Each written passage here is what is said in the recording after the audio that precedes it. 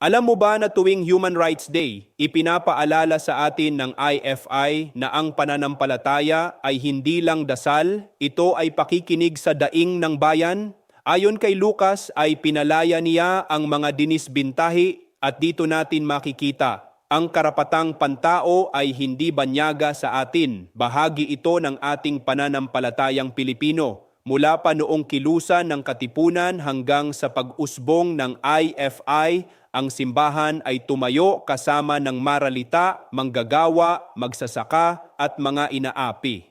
Hindi dahil sa politika, kundi dahil sa paniniwalang ang bawat tao ay may dangal na bigay ng Diyos. Kaya tuwing Human Rights Day, tinatanong tayo, paano tayo magiging tagapagtanggol ng dignidad ng kapwa ngayon? Ako si Bishop Tonyo, obispong migrante sa Europa at ito ang Araling IFI. Magsamba, mag-aral, maglingkod.